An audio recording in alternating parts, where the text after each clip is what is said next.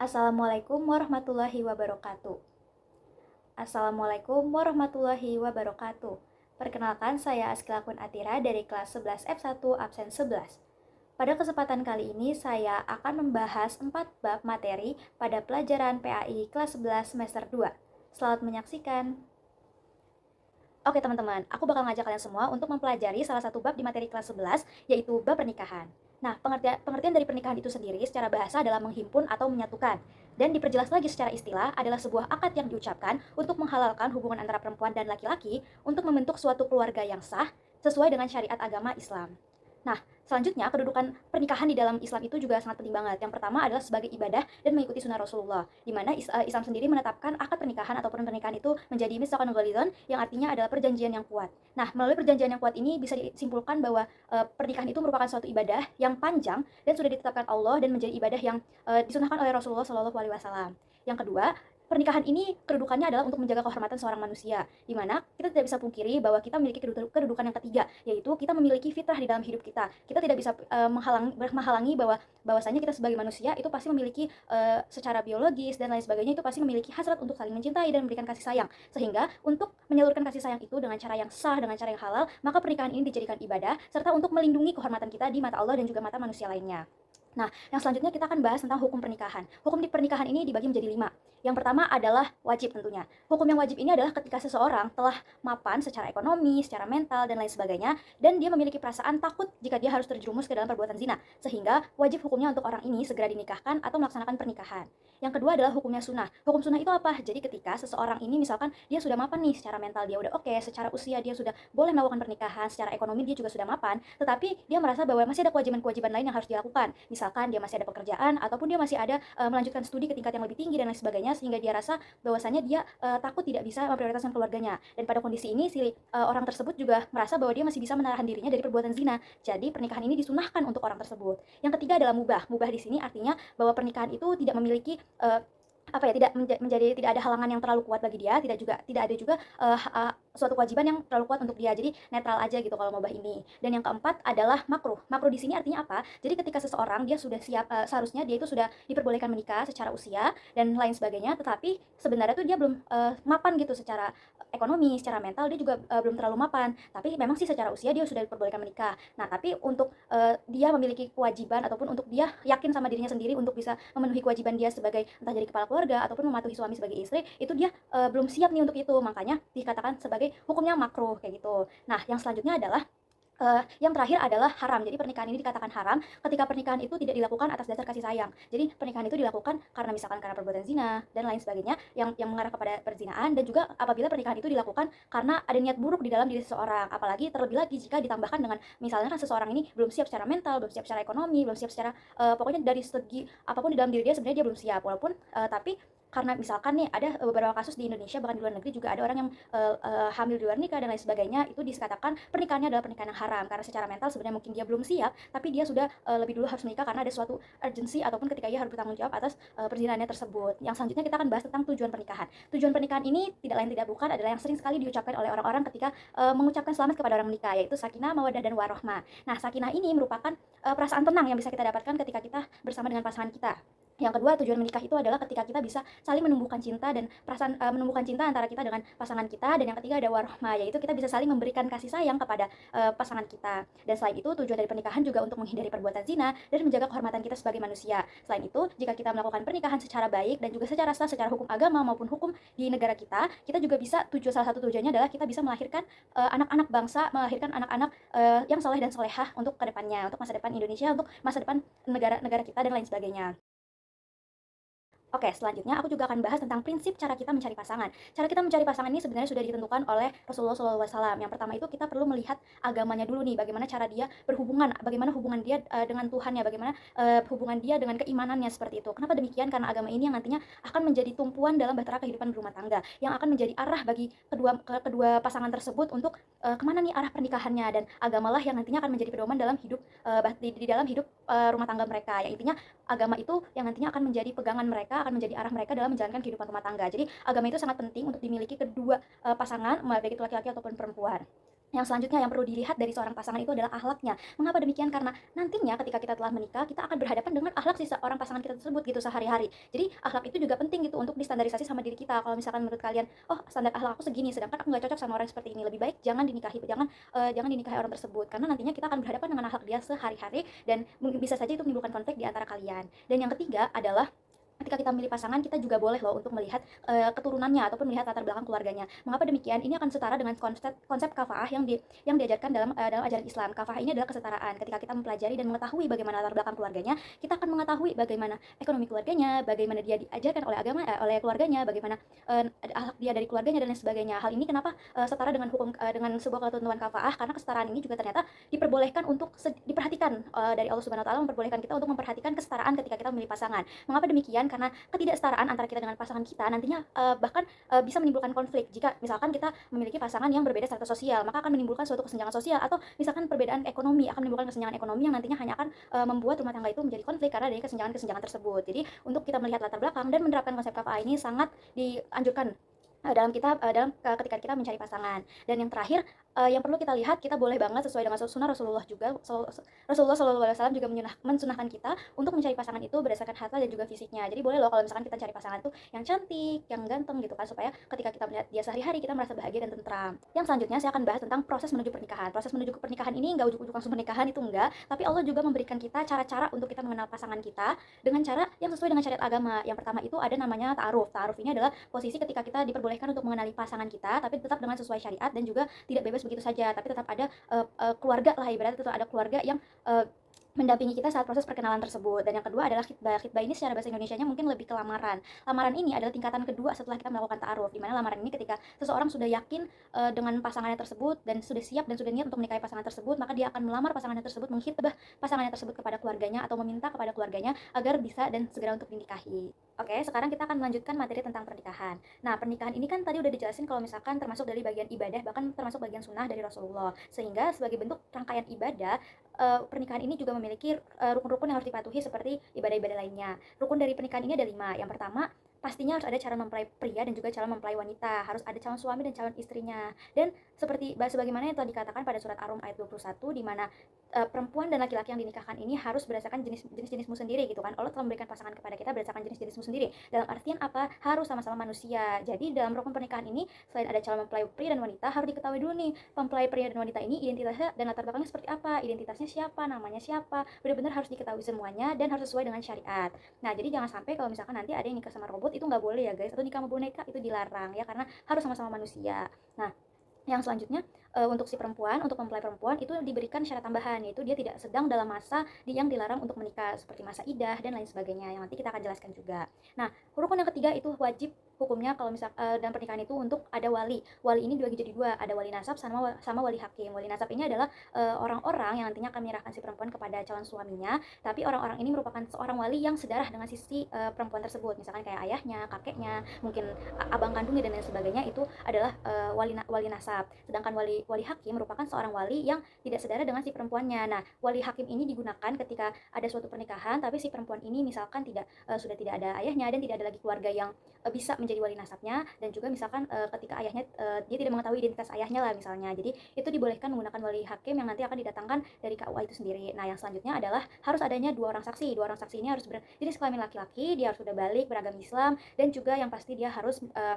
memiliki sifat adil di antara kedua saksi ini. Nah, untuk kewajiban atau rukun yang kelima, rukun kan merupakan suatu kewajiban ya guys. Jadi yang wajib banget ini adalah harus ada ijab kabulnya atau harus ada akadnya. Ijab kabul ini adalah menjadi simbol bentuk penyerahan dari si wali atau ayahnya dan lain sebagainya, wali nasab ataupun wali hakimnya, kepada si calon suami yang nanti akan mengucapkan penerimaannya terhadap si perempuan ini. Nah, yang selanjutnya kita akan bahas tentang syarat sah dalam pernikahan. Syarat sah dalam pernikahan itu yang pertama, tidak boleh ada paksaan. Jadi pernikahan itu tidak boleh sama sekali ada paksaan, baik dari perempuan, laki-laki, atau paksaan dari orang luar dan lain sebagainya. Mengapa demikian? Karena paksaan itu nantinya hanya akan menimbulkan konflik dan juga kerugian baik buat masyarakat ataupun kerugian untuk diri dari si pasangan tersebut. Yang kedua, harus sesuai dengan syariat. Jadi orang-orang yang menjalankan pernikahan itu adalah orang-orang yang sudah sesuai dengan syariat agama dan menjalankannya juga harus sesuai syariat agama. Dan yang ketiga, jelas identitasnya. Orang-orang menikah harus sudah jelas identitasnya. Jadi apakah dia laki-laki, apakah dia perempuan, apakah dia berat Islam atau apa, itu semuanya harus dijelaskan dan harus jelas identitasnya, tidak boleh ditutup-tutupi, terutama untuk kedua pasangan tersebut. Yang selanjutnya kita akan bahas tentang mahar. Nah, ketika kita menghibahkan seorang perempuan kepada keluarganya, itu tentunya bakal ada, atau ketika kita menghibah pasangan kita, itu pasti ada maharnya. Nah, mahar ini yang pertama ada ketiga ketentuannya. Yang pertama itu mahar itu hak mutlak seorang istri. Jadi istri ini mahar ini tuh benar-benar ditentukan oleh istrinya. Jadi istrinya mau minta berapa untuk kepada si suaminya, ini adalah tergantung sama istrinya. Dan mahar itu ntar yang mau digunakan untuk apa, itu juga bergantung sama istrinya. Tetapi dalam konsep mahar ini ada ketentuan yang kedua, yaitu tidak boleh memberatkan calon suami. Jadi buat para laki-laki ataupun para pemberi mahar, ketika dia merasa keberatan, lebih baik tidak usah, ataupun kayak ya udah mundur aja kayak gitu kan. Karena mahar itu juga benar-benar suatu mutlak dari seorang istri, dan yang harus dikabulkan oleh si calon suaminya kayak gitu kan. Kalau nggak bisa ya berarti kan bukan dalam bentuk khidbah gitu kan. Itu padahal itu kan sebagai bentuk khidbah gitulah. Nah, dan yang ketiga, tapi dikasih keringanan juga nih sama Allah Subhanahu wa taala, bahwasanya ketika laki-laki ingin menghibah seorang perempuan atau menghibah pasangannya, dia tidak perlu dia tidak hanya boleh menggunakan uang saja ataupun harta benda saja, tetapi bisa juga menggunakan jasa, menggunakan barang ataupun menggunakan uang. Jadi bisa ditentukan atau didiskusikan antara calon mempelai pria dan juga calon mempelai wanitanya. Yang selanjutnya kita akan bahas tentang akad. Akad ini yang pertama harus diucapkan secara jelas nih. Jadi si laki-laki ketika mengucapkan akad itu benar-benar harus diucapkan secara jelas, dari namanya, dari bintinya siapa, dari bagaimana dia menyebutkan. Pokoknya semua cara dia menerima, simbol penerimaan dia terhadap si perempuan itu harus diucapkan secara jelas. Yang kedua harus dilakukan dalam satu majelis yang sama. Dan yang ketiga harus terdapat dua orang saksi yang adil dan berjenis kelamin laki-laki serta Islam dan juga sudah balik.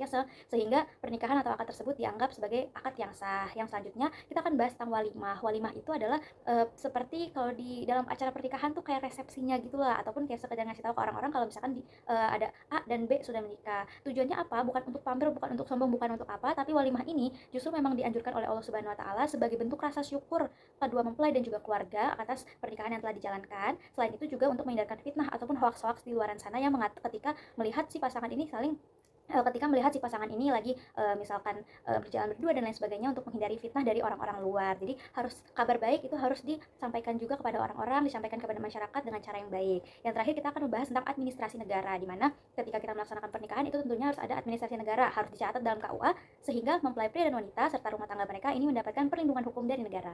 Oke teman-teman, sekarang kita masuk ke materi selanjutnya di bab pernikahan, yaitu perempuan-perempuan yang haram, baik itu haram ataupun dilarang untuk dinikahi. Kita masuk ke perempuan-perempuan yang haram untuk dinikahi. Terbagi menjadi 3 kategori. Kategori yang pertama itu adalah perempuan yang senasab. Perempuan yang senasab ini apa maksudnya? Adalah perempuan yang memiliki sedarah gitu dengan si laki-laki tersebut, yaitu seperti ibunya, kakaknya atau adiknya, anaknya, neneknya, bibinya, itu tidak boleh dinikahkan atau ketentuannya adalah haram. Yang kedua kategorinya adalah sepersusuan. Jadi yang haram dinikahkan itu adalah saudara sepersusuan dan juga ibu persusuannya. Nah, yang ketiga yang haram dinikahkan itu adalah perempuan yang kita akhirnya terkait sama dia karena suatu pernikahan gitu. Misalkan ada A menikahi si B, nah si A ini tidak boleh lagi tuh akhirnya ntar menikahi mertuanya atau menikahi menantunya atau menikahi anak tiri dari si B ini, itu dilarang ataupun haram ya guys. Nah, yang selanjutnya adalah ada perempuan-perempuan yang dilarang untuk dinikahi juga. Yang pertama adalah perempuan musyrik atau yang berbeda keyakinan dengan kita. Yang kedua adalah perempuan yang sedang dalam masa idahnya. Masa idah ini apa? Konsep dari masa idah ini terbagi menjadi 4. Jadi yang pertama adalah ketika perempuan itu diceraikan oleh suaminya atau cerai hidup, masa idahnya atau tidak boleh dinikahkannya itu adalah berkisar 3 kali suci atau 3 kali haid. Nah, terus yang kedua adalah ketika perempuan ini ditinggal ataupun ditinggal wafat oleh laki-lakinya atau ditinggal wafat oleh suaminya, masa idahnya adalah 4 bulan 10 hari. Yang ketiga adalah perempuan yang sedang hamil lalu dicerai oleh suaminya, maka masa idahnya adalah sampai ia melahirkan. Dan yang keempat adalah perempuan yang sudah menikah lalu dicerai tapi mereka belum berhubungan, maka dia tidak terkenai masa idah atau bisa langsung dinikahkan secara langsung. Masa idah ini apa? Masa idah ini adalah masa penundaan ataupun larangan untuk seorang perempuan menikah setelah ia bercerai ataupun ditinggal wafat ataupun dan lain sebagainya. Nah, tujuan dari masa idah ini apa? Yang pertama adalah untuk memberikan waktu untuk si perempuan ini. Misalkan kayak kalau misalkan ditinggal wafat, diberikan waktu 4 bulan 10 hari itu untuk sebagai masa berkabung dulu, untuk dia mengenal suaminya dulu dan lain sebagainya gitu kan, sampai 100 hari kurang lebih. Nah, yang selanjutnya kalau misalkan yang paling menonjol adalah masa idah ini ketika seseorang itu dicerai oleh suaminya, yaitu 3 kali suci. Dalam hal ini tujuannya apa? Agar dan identifikasi dulu apakah si perempuan ini sedang hamil atau tidak. Jangan sampai nanti si perempuan ini ternyata hamil sama yang suami yang sudah diceraikan, terus dia sebelum habis masa idahnya dia sudah menikah, lalu dia ternyata teridentifikasi hamil, lalu tidak dapat ditentukan mana suaminya yang atau mana bapak dari anak ini gitu kan. Itu bakal jadi ribet banget lah pokoknya. Yang ketiga adalah perempuan yang poliandri, itu tidak boleh atau dilarang untuk dinikahkan. Nah, setelah tadi kita telah membahas pernikahan-pernikahan apa yang sah untuk dilakukan, sekarang kita akan bahas tentang pernikahan yang tidak sah. Pernikahan yang tidak sah itu pertama adalah pernikahan yang tanpa wali. Itu udah wajib, udah fix banget nggak sah ya. Karena apa? Karena wali itu merupakan hukum ataupun rukun yang perlu dilaksanakan dan wajib dilaksanakan ketika seorang menikah. Yang kedua itu adalah pernikahan yang sementara. Pernikahan sementara ini apa? Jadi kayak zaman sekarang tuh ada namanya pernikahan kontrak dan lain sebagainya, itu tuh dilarang ya guys. Jadi pernikahan yang seperti itu tuh tidak diperbolehkan ataupun tidak sah pernikahannya. Yang ketiga adalah pernikahan yang shigor. Shigor ini apa? Pernikahan yang tukar pasangan tapi tanpa adanya mahar. Jadi kayak misalkan kayak harusnya maharnya buat si ini nikah sama sini, tapi yaudah sama itu aja deh, pokoknya gitu-gitu yang ribet itu jangan ya. Itu dan itu tidak sah juga secara hukum agama dan maupun secara hukum negara gitu kan. Yang keempat itu adalah nikah tahlil. Nikah tahlil ini apa? Nikah tahlil ini ketika seorang laki-laki nih, ada A nih nikah sama si B, terus dia talak nih, talak tiga si B. Nah, untuk dia bisa, tapi dia mau nikah lagi sama si B setelah melakukan talak tiga. Nah, gimana cara dia nikah lagi sama si B setelah talak tiga? Maka si B harus nikah lagi sama orang lain, maka dia suruh nikah sama orang lain dulu, habis itu diceraiin, habis itu nikah. Nah, pokoknya kayak gitu-gitu itu ribet, itu jangan ya guys, dan itu tidak sah. Jadi kayak semua untuk yang nikah tahlil ini adalah bergantung sama niatnya masing-masing gitu kan. Ada orang yang niat disuruh nikah lagi, cerai supaya bisa nikah lagi, itu tidak boleh dan tidak sah. Yang selanjutnya adalah orang yang sedang masa ihram. Masa ihram ini adalah ketika orang yang sedang haji ataupun sedang melaksanakan umroh dan belum selesai ihramnya atau belum selesai ihramnya, itu maka itu akan dilarang. Oke, yang selanjutnya yang tidak sah untuk pernikahan yang tidak sah itu adalah pernikahan yang kepada perempuan yang telah dilamar orang lain. Jadi misalkan teman kamu udah ngelamar si A gitu kan, terus kamu suka sama si A, kamu lamar lagi ya, itu nggak boleh teman-teman, karena perempuan ini adalah sudah dilamar atau dihibah oleh laki-laki lain. Nah, yang terakhir adalah ketika ada seseorang yang ingin menikahi saudara menikahi misalkan anak kembar gitu kan, saudara perempuan gitu, saling saudaraan, tapi tapi mau dinikahi oleh sang laki-laki yang sama dalam waktu bersamaan, itu juga tidak sah dan dilarang.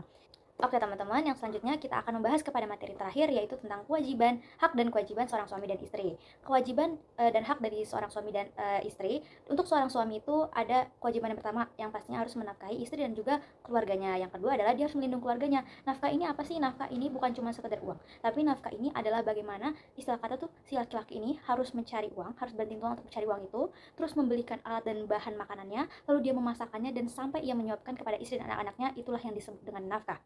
Yang selanjutnya adalah seorang suami harus bisa melindungi keluarganya.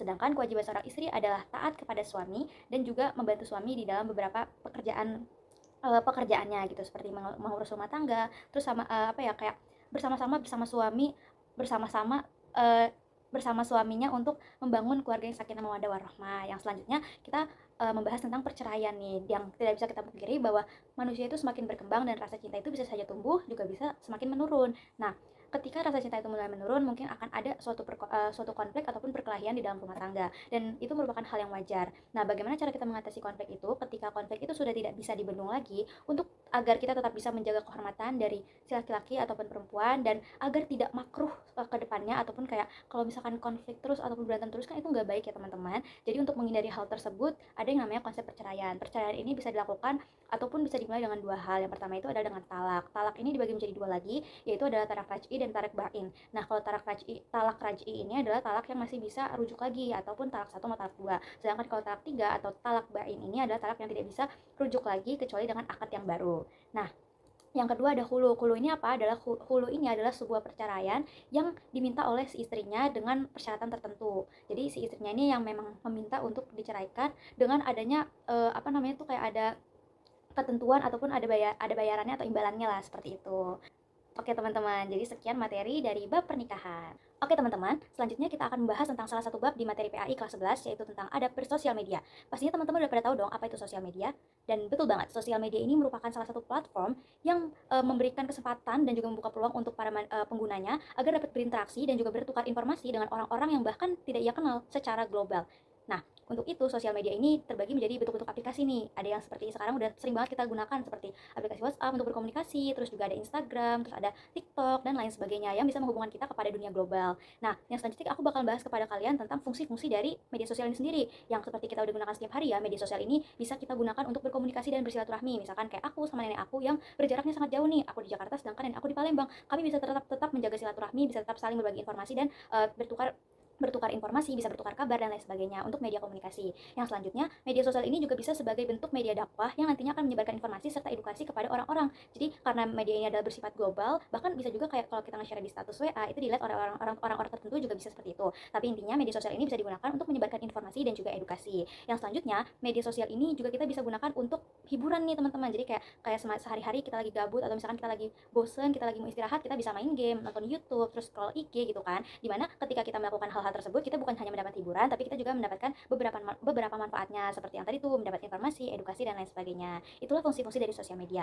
Tapi Lanjutnya teman-teman, sosial media ini kan walaupun sudah secara global dan digunakan oleh banyak orang, tentu saja masih ada etika dan juga larangan yang perlu dipatuhi nih dalam bersosial media. Dan salah satu alasannya karena sosial media ini adalah dunia global, maka harus ada batasan-batasan, ada larangan dan juga etika yang harus dipatuhi. Larangan ini berupa apa? Yang pertama, dalam menggunakan sosial media, apalagi sebagai generasi muda, kita tidak boleh menggunakan sosial media sebagai alat atau media untuk menggunjing atau gibahin orang lain gitu. Jadi kita tidak boleh menggunakan sosial media untuk menggunjing. Yang kedua, kita tidak boleh menyebarkan hoax ataupun fitnah di sosial media. Sosial media ini kan adalah platform global yang benar-benar cepat banget penyebarannya. Jadi kalau kita nyebarin hoax itu nanti bakal jadi penyebaran itu bakal cepat banget dan bakal merugikan diri sendiri dan juga merugikan orang-orang yang kita kenai fitnah tersebut, dan tentunya merugikan diri sendiri dalam bentuk apa? Dalam bentuk dosa jariah. Semakin banyak orang yang percaya terhadap fitnah kita, maka dosa kita juga akan semakin bertambah. Yang ketiga, larangannya kita tidak boleh melakukan namimah ataupun adu domba di media sosial tersebut. Ada kubu A, kubu B, terus kita ngasih kalimat-kalimat provokatif yang akhirnya mempertengkarkan kedua kubu tersebut. Itu juga dilarang. Dan yang terakhir adalah kita tidak boleh melakukan bullying atau cyberbullying di media sosial itu sendiri. Nah, selain itu kita juga perlu adanya etika-etika ketika kita melakukan sosial media. Yang pertama, kita harus berkata jujur dan benar ketika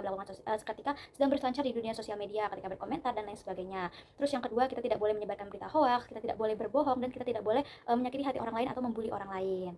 Nah, ada larangan, ada etika, pastinya sebagai media global, media sosial ini juga memiliki dampak positif dan juga negatifnya. Dampak positifnya apa? Yang tadi udah jelasin sesuai dengan fungsi-fungsinya. Media sosial ini bisa digunakan untuk berkomunikasi, bisa untuk bertukar informasi, untuk media dakwah dan pembelajaran, memudahkan manusia untuk bisa berinteraksi dengan orang lain. Kayak zaman sekarang nih kita ada yang namanya YouTube untuk belajar, kita bisa nge-zoom dan lain sebagainya. Itu adalah kekuatan dari sosial media. Dan selain itu kita juga ada salah satu platform belanja online. Nah, di situ bisa menciptakan peluang usaha bagi pengguna-penggunanya. Tapi dampak negatifnya ketika seseorang ini tidak memiliki tingkat literasi digital yang tinggi dan juga dia tidak bijaksana menggunakan media sosial ini, maka akan lebih sering mendapati dampak negatifnya. Di antaranya apa? Mereka akan lebih sering terkena hoax atau bahkan mereka yang menyebarkan hoax. Dampak negatifnya juga bullying atau hoax atau fitnah itu bisa tersebar secara luas dan secara cepat. Yang ketiga, yang selanjutnya adalah dampak negatifnya ketika seseorang tidak memiliki literasi digital yang baik, dia tidak bisa mengatur atau mengontrol dirinya ketika menggunakan media sosial, maka dia akan lebih sering atau lebih mudah untuk kecanduan media sosial itu sendiri, yang pastinya juga akan berdampak pada kesehatan dan lain sebagainya, teman-teman. Nah, di dalam dampak negatif media sosial ini ada juga yang namanya konsep maslahah dan juga mafsadah. Maslahah ini adalah manfaat dan mafsadah ini adalah kerusakan.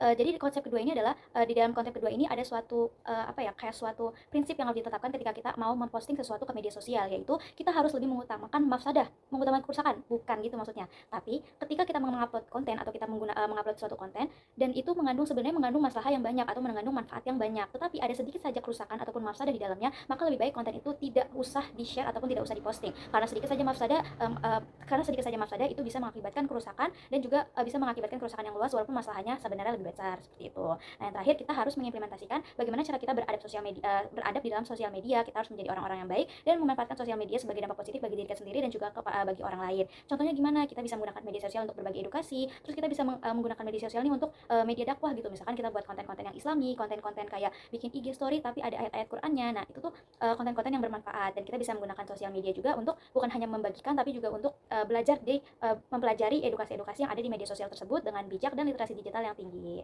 Sekian materi tentang adab bersosial media. Oke teman-teman, sekarang kita masuk ke salah satu bab di materi PAI kelas 11, yaitu bab toleransi. Toleransi atau biasa disebut dengan tasamu ini memiliki pengertian yaitu sikap kita yang menghargai, menghormati, dan menerima segala perbedaan yang ada di dalam kehidupan kita, baik itu perbedaan ras, suku, agama, antar golongan, dan lain sebagainya, bahkan sampai perbedaan pemikiran, perbedaan pendapat, dan lain-lain sebagai bentuk kehidupan yang diberikan oleh Allah Subhanahu wa taala, di mana kita harus menerima segala perbedaan itu sebagai kekayaan yang telah dititipkan oleh Allah Subhanahu wa taala agar kita bisa saling melengkapi dan saling memberikan atau bertukar informasi serta bertukar pikiran, serta kita juga bisa saling bertukar edukasi antara satu sama lain yang berbeda suku, yang berbeda ras dan lain sebagainya. Jadi kita tidak boleh menjadikan perbedaan itu sebagai ancaman bagi kita bahwasanya nanti perbedaan ini bahkan menimbulkan konflik, tapi justru kita bisa menjadikan perbedaan itu sebagai bentuk rasa syukur kita karena Allah telah menjadikan kita berbeda-beda sehingga kita bisa saling bertukar dan juga saling melengkapi di dalam kehidupan ini. Nah, di mana Allah telah secara terang menjelaskan kepada kita tentang toleransinya sendiri di dalam surat Yunus ayat 4 di dalam surat Yunus ayat 41 sampai 40 ayat 40 sampai 41. Pada Quran surat Yunus ayat 40, Allah menjelaskan bahwasanya memang benar bahwa manusia ini diturunkan dan diciptakan dengan pemikiran yang berbeda-beda, di mana pada saat itu ada manusia-manusia yang meyakini Al-Quran, juga ada yang tidak meyakini Al-Quran. Namun Allah adalah Tuhan yang paling mengetahui dan Maha mengetahui siapalah yang berbuat kerusakan. Di dalam perbedaan itu, selanjutnya pada ayat 41 Allah menjelaskan lagi bahwasanya perbedaan itu tidak seharusnya dijadikan sebuah permasalahan. Kita tidak perlu mempermasalahkan perbedaan pendapat itu. Kita tidak perlu menimbulkan konflik ataupun adu domba di antara perbedaan itu. Justru kita harus menjadikan perbedaan itu adalah sebagai bentuk kita agar bisa saling bertoleransi dan juga saling bertukar informasi. Nah, di mana Allah menjelaskan juga bahwasanya Allah mengetahui siapa orang yang benar dan siapa orang yang salah, dan Allah menjelaskan lebih baik kita mengatakan untuk bagimu amalmu dan bagiku amalku. Jadi Allah tidak mencampurkan amal orang lain ke dalam amal kita dan tidak mencampurkan amal kita ke dalam amal orang lain. Jadi apa yang kita percayai maka percayailah, dan apa yang tidak dipercayai maka tidak usah diikuti, seperti itu. Dan selanjutnya contoh-contoh dari toleransi ini tentunya di kehidupan kita yang saat ini tuh banyak banget ya teman-teman. Kayak kehidupan kita saat ini kan masa remaja ini juga kita bersekolah, bersosial gitu kan. Jadi banyak sekali hal-hal toleransi yang harus kita lakukan, salah satunya juga di dalam dunia sosial media atau di dalam dunia global gitu kan. Nah, kita bisa menggunakan contoh-contoh dari toleransi ini, misalkan kita bisa menghormati pendapat orang lain, kita tidak mengadu domba perbedaan yang terdapat di dalam kehidupan kita juga bisa saling menghargai satu sama lain, kita tidak perlu membuli orang lain atas perbedaan yang ada, justru kita harus saling melengkapi dan saling menyayangi sesama ciptaan Tuhan. Nah, di dalam toleransi ini juga biasanya dalam konsep agama, di dalam konsep materi PAI ini ditekankan kembali ada tentang perbedaan beragama, entah itu perbedaan ataupun toleransi antar umat Islam ataupun toleransi antar umat beragama. Kalau umat Islam apa? Kita harus sama-sama sama Islam, kita juga harus saling bertoleransi dengan perbedaan-perbedaan kita yang lain, karena manusia pastinya akan diciptakan berbeda-beda oleh Allah Subhanahu wa taala. Nah, untuk umat beragama lain kita juga harus saling bertoleransi, dan kita juga harus saling kayak kita tidak perlu menggunjing ataupun merusak ibadah mereka, mengganggu ibadah mereka, tidak perlu menggunjing mereka ataupun menjelek-jelekan kepercayaan mereka dan lain sebagainya.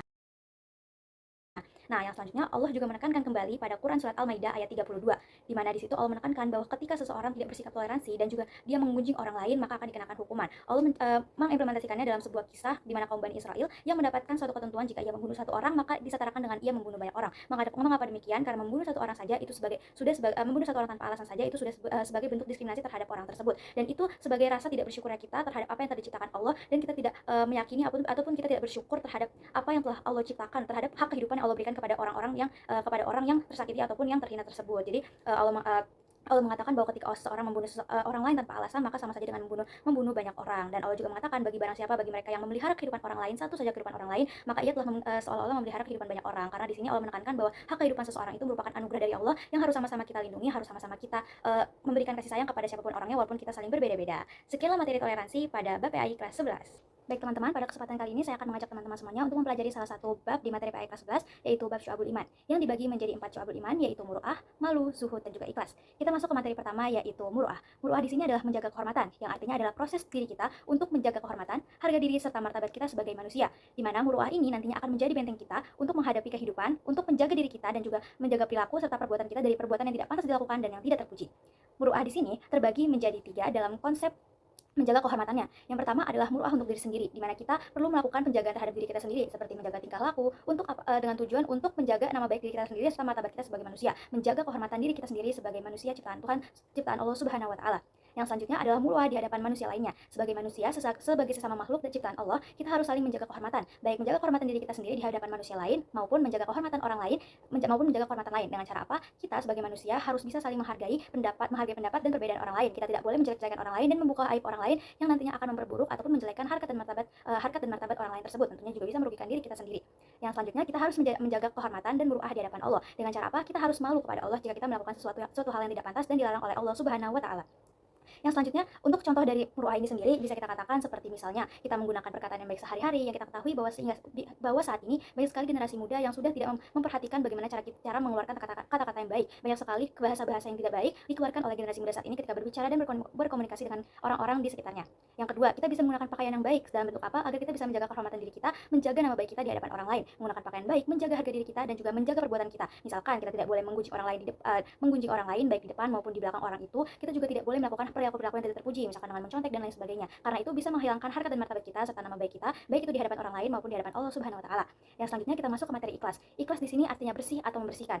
Ikhlas dalam hal ini terbagi menjadi dua konsep, di mana ketika kita mendapati sesuatu hal yang tidak sesuai atau mendapati suatu ketetapan dari Allah Subhanahu wa taala, baik itu yang sesuai ataupun tidak sesuai, kita harus menerimanya dengan lapang dada dan harus menerimanya dengan hati yang ikhlas, yaitu hati yang benar-benar tulus menerima segala ketetapan Allah Subhanahu wa taala tanpa adanya keluhan, tanpa adanya kata tapi. Dan yang kedua pemahaman ikhlas adalah ketika kita melakukan sesuatu, kita harus melakukannya hanya untuk Allah Subhanahu wa taala. Kita harus melakukannya dengan niat yang bersih dan membersihkan niat kita untuk tidak meminta imbalan dari apapun yang kita perbuatkan, apapun yang kita lakukan ataupun kita bantu dari orang lain, ataupun ketika kita melakukan sesuatu yang dianjurkan, disunahkan, ataupun bahkan melakukan sesuatu yang ditetapkan oleh Allah. Misalkan salah satunya contohnya adalah ibadah. Ketika kita ibadah, seseorang dalam ibadah itu dibagi menjadi 3 tingkatan ikhlas. Yang pertama adalah orang awam. Orang awam di sini adalah ketika ia beribadah, dia ikhlas untuk beribadah, tetapi niat dia adalah untuk suatu keuntungan dunia. Misalkan seperti aku beribadah untuk mendapatkan nilai yang bagus, aku beribadah untuk mendapatkan harta yang banyak, seperti itu, untuk keuntungan di dunia. Dan yang kedua adalah orang yang kawas. Orang kawas ini merupakan seseorang yang khusus, di mana orang ini beribadah untuk mendapatkan akhirat. Jadi dia niat dan ikhlas untuk beribadah itu untuk mendapatkan keuntungan di akhirat. Seperti misalkan ada orang yang beribadah untuk mendapatkan pahala atau orang yang beribadah untuk masuk surga. Dan yang ketiga adalah orang khawasul khawas, di mana orang ini merupakan orang yang eksklusif ketika ia menjalankan ibadah, ia ikhlas lillahi ta'ala, bukan untuk mengharapkan imbalan apapun, tetapi karena rasa cintanya dan rasa rindunya kepada Allah Subhanahu wa taala.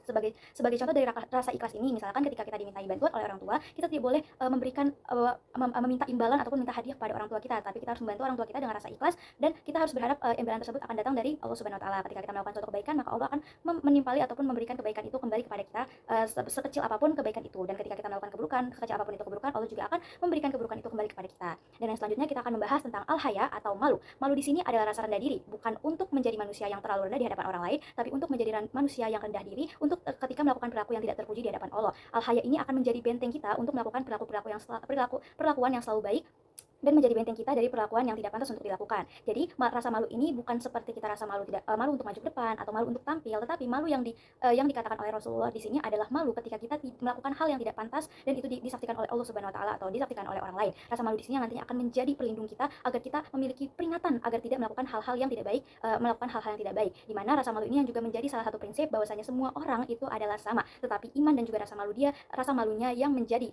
pembeda antara manusia satu dengan manusia lainnya. Yang contoh-contoh dari rasa malu ini, misalkan ketika kita sudah diberikan nafas oleh Allah Subhanahu wa taala tapi kita tidak mau dan kita bermalas-malasan dalam kehidupan ini. Kita sudah diberikan kaki tapi kita tidak mau berjalan untuk melakukan kebaikan. Untuk itu kita perlu meningkatkan rasa malu dalam diri kita. Salah satu contohnya lagi ketika kita ujian. Kita sudah berdoa kepada Allah, kita sudah meminta kepada Allah untuk diberikan ilmu kepada Sang Maha Ilmu, tapi ketika ujian kita mencontek. Kita sepatutnya malu kepada Allah. Kenapa? Karena Allah yang seharusnya menjadi satu-satunya penolong kita, tapi kita tidak percaya pada Allah saat itu. Bahkan ketika kita telah meminta Allah untuk membantu kita dalam ujian, Allah telah menyaksikan ketika kita ujian, tapi kita malah mencontek, kita tidak percaya pada Allah, kita tidak percaya pada diri kita sendiri, dan seharusnya kita malu terhadap diri kita sendiri dalam hal itu. Dan yang materi terakhir adalah tentang zuhud. Zuhud dalam artian di sini adalah ibadah, dan ibadah. Orang yang zuhud adalah orang yang mendedikasikan hidupnya 100% hanya untuk beribadah. Bukan berarti orang ini tidak mempedulikan dunia, tetapi justru dia hanya tidak memprioritaskan dunia dalam kehidupannya. Dalam hal ini dia menjadikan akhirat sebagai tujuan dan juga prioritasnya, tapi dia juga menjadikan dunia sebagai sarana untuk dia beribadah. Jadi bukan dia tidak memprioritaskan dunia dan dia menyanyiakan dunia ini, tetapi justru dia menjadikan dunia ini sebagai sarana dia untuk beribadah. Contohnya seperti apa? Misalkan ketika ada seseorang berdoa untuk mendapatkan PTN impiannya. Ketika ia berdoa mendapat PTN impiannya, tujuannya untuk apa? Ketika ditanya untuk apa mendapatkan PTN itu, tujuannya adalah jelas untuk bisa mengembangkan agama Allah, misalkan saya mau mendapat PTN itu agar bisa menjadi orang yang lebih baik untuk mempersiapkan akhirat saya kelak. Atau ketika orang memiliki mobil itu dibeli dengan harga dan juga secukup kebutuhan dia dengan untuk menggunakan mobil tersebut. Dia diberi rezeki oleh Allah, dia membeli mobil tersebut, lalu dia menggunakan mobil tersebut sesuai dengan kebutuhan dan memberi kapasitas mobil tersebut sesuai dengan kebutuhannya yang cukup dan digunakan untuk menjadi sarana ibadah dia, misalkan bekerja dan juga beramal kepada orang lain dan sebagainya. Dan sekianlah materi dari Syu'abul Iman bab PAI kelas 11. Sekian video penjelasan dari saya. Mohon maaf apabila terdapat kesalahan di dalam video ini. Terima kasih telah menyaksikan. Wassalamualaikum.